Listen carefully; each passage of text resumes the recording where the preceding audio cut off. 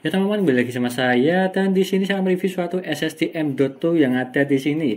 Bukan yang seringnya NVMe. Kalau yang NVMe sudah saya review di video sebelumnya ini. Kalau yang ini yang M.2 biasa atau bisa dibilang M.2 SATA lah untuk SSD-nya yang ada di sini. Dan di sini saya dikirimi oleh Asia Global Sukcesindo atau disingkat dengan AGS yang dimana di sini bermerekkan Furion serinya Proxima. Kalau yang Proxima tersebut ada 3 tipe. Yang SATA 3 yang ada di sini contohnya yang bentuknya kotak, dan juga di sini M.2 SATA, dan juga di sini M.2 NVMe yang sudah saya review kemarin. Dan di sini M.2 SATA-nya, apakah ini rekomend atau tidak di harganya, dan juga saya review nanti di habis ini.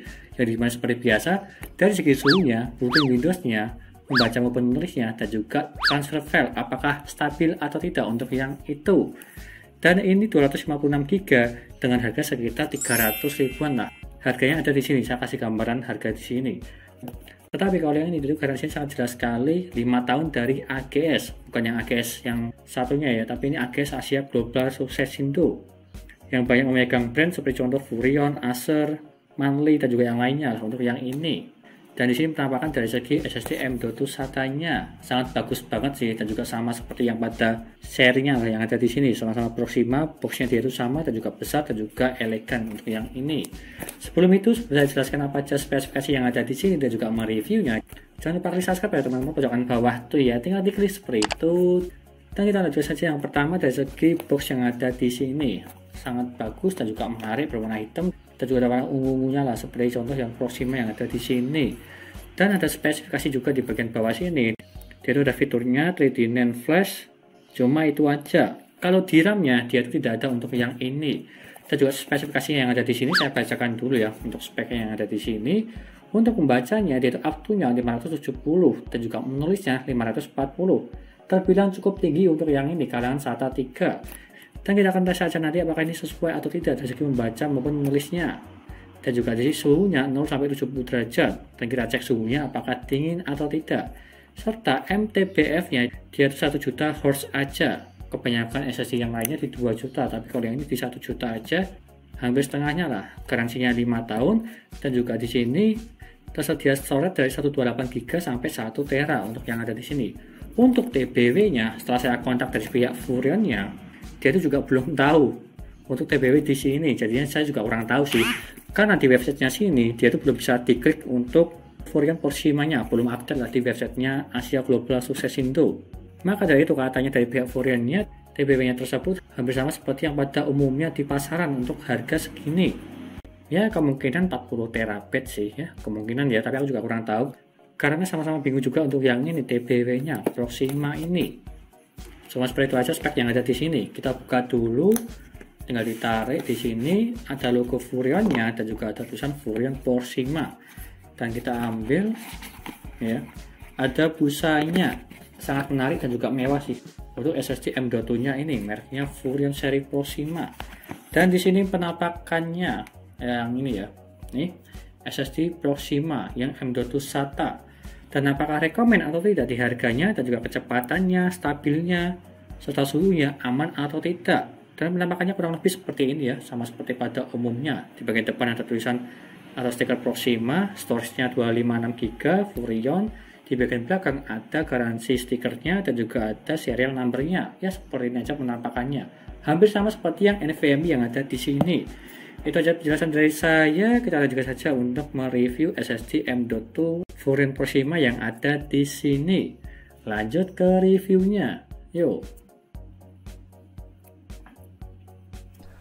Lalu yang pertama dari segi booting Windows-nya, yang dimana menggunakan Furion Proxima M.2 SATA, dan kita tunggu aja seberapa cepat dia untuk booting Windows-nya.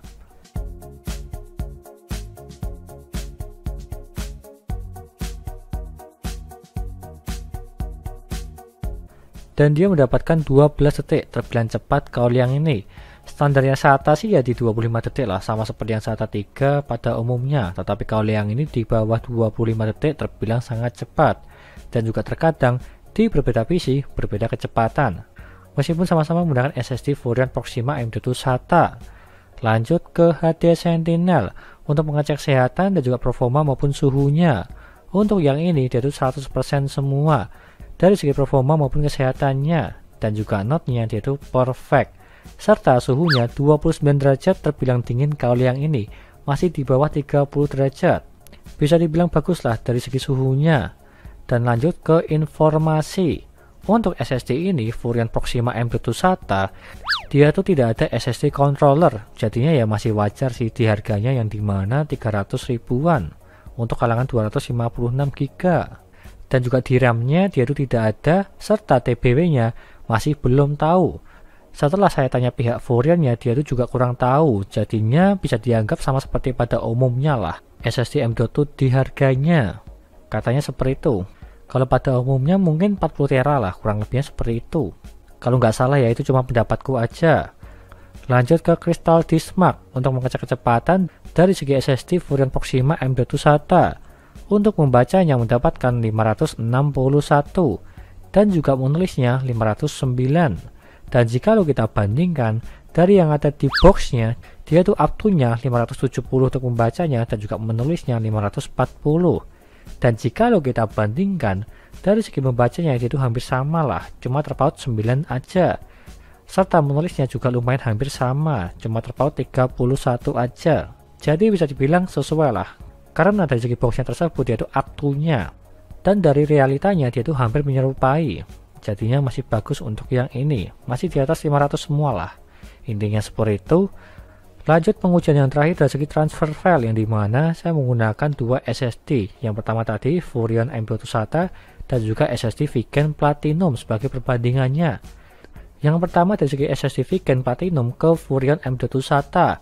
Awalannya mulai dari 420 Mbps dia itu stabil, tidak naik turun sampai selesai. Bisa dibilang ini bagus lah dan juga stabil di 420-an Mbps di angkanya ini. Dan lalu kita balik dari Furrion M.2 SATA ke SSD Vigen Platinum, filenya juga sama 58 GB. Awalannya mulai dari 400-an Mbps, lalu dia itu stabil di 420 sampai 430 Mbps sampai di proses 68%.